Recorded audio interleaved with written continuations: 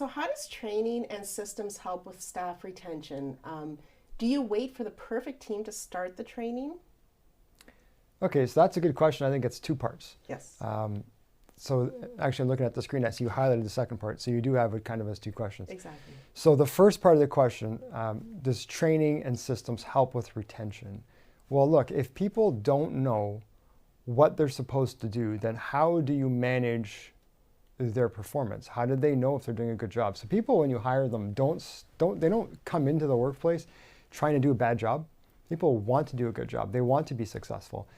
They need very clear guidance, though, on what it is they're supposed to do. It's like raising kids, right? I mean, if you just let them go to whatever, then you're going to get whatever. If you have some clarity, if they know what's right and wrong, then we'll get somewhere. So in the workplace situation, when it comes to training, very specifically, if the person knows my role is these 5 things, and I am to take the baton from this person and carry it to this person in this order and in this time frame, then they have clarity on what they're supposed to do. They know they did a good job. Like, you can even incentivize people if they don't have clarity on their roles, which is why from day one, the first thing that we teach, the Team-Driven Practice Workshop, is based around literally building this system in. Right? Everyone, the accountability chart is one of the most important things that we do, and it's super uncomplicated. It's an org chart. People, this is not a complicated business concept. It's just we don't do it. But if you have that built together, if you have that put together, and we do give you an example in the workshop, I give you mine.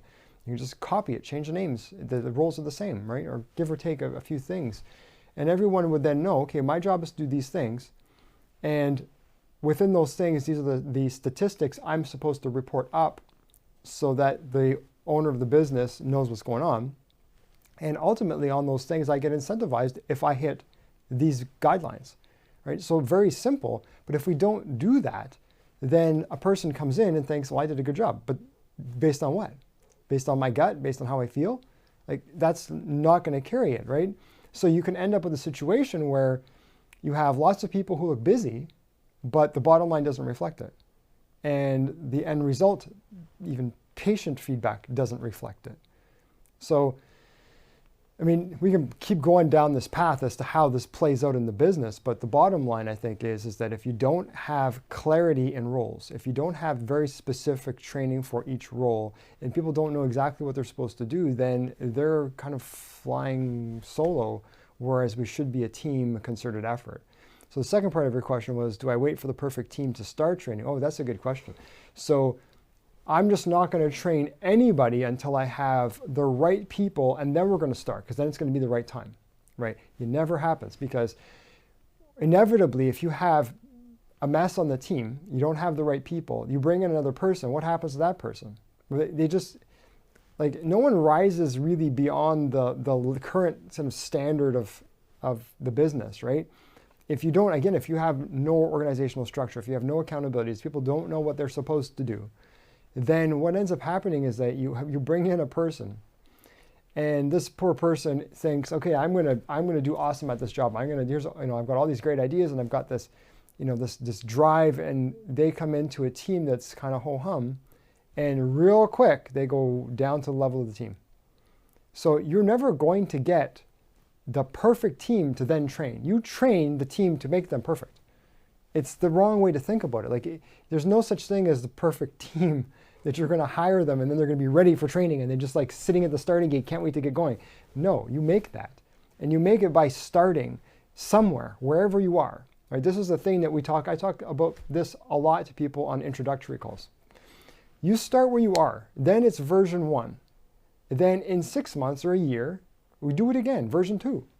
And every time you do it, assuming that we're using our hiring process so that every time we turn over a team member, we're bringing in a better team member than the one we lost, the whole team levels up. But they have to level up based on an understanding, based on this level of training that we want them to have, right? We have to create within them the team that we want, with those people, the team that we want. We have to grow each person individually. You might have 5 great team members and one that's kind of lagging, but you don't really want to get rid of them. They're on the fence, that kind of thing. So this is a typical example, right? Like, I don't know what I want to do with this person, or we haven't yet hired the right person for this. Should we start training or should we wait?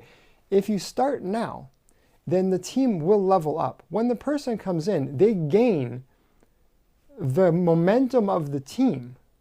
Then you finish training them up to speed on the skills that they're missing. That's easy, right? So the biggest factor in this, I think, is because people they underestimate the value of momentum. And this is probably another whole question that I could do, but momentum in a business in a team is huge. When things are going well and everyone is gelling and you have this, this natural momentum through the day, through the week, through the month, and things are just kind of humming along the way you want them to, that is super powerful. If you bring a person into that, they automatically absorb that momentum and they run along with the team. Now, you can just have them before they start get caught up on the missing knowledge, or even as they're working, caught up on the missing knowledge.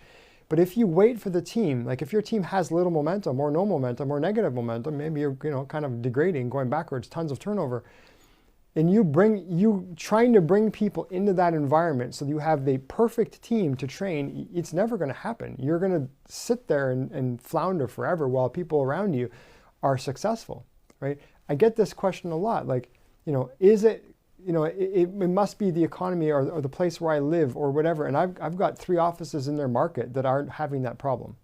And I know what it is. I know it starts with leadership, because everything starts at the top, right? This is the leadership workshop, right? If we are, again, very intentional about training, and yes, I understand that there is a cost to training. It costs to acquire the training. It costs to pull the team out of productive time to train. But if you don't do it, you never get momentum. Once you have momentum, you just have to keep things going. You have to add a little fuel to the fire, but it's not like trying to get it started from scratch, right? Like, it's easy to keep your car going down the highway at 90, 100, whatever, but to start from scratch, you've got to push a lot harder on the gas, right? So this is just the same as it is with teams, right? So there is no such thing as the perfect team, the perfect time to start training. The time is now where you stand.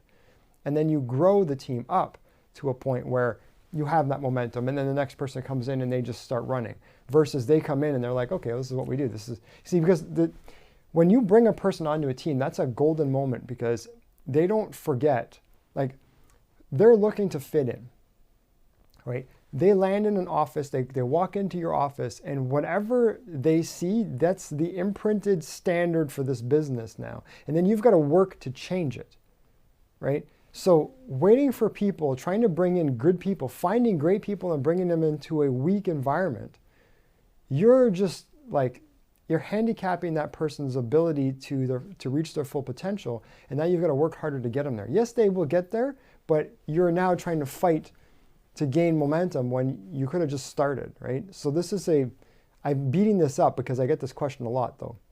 Okay, so I think I've tackled that, but the time is now. That's the time. Excellent, thanks.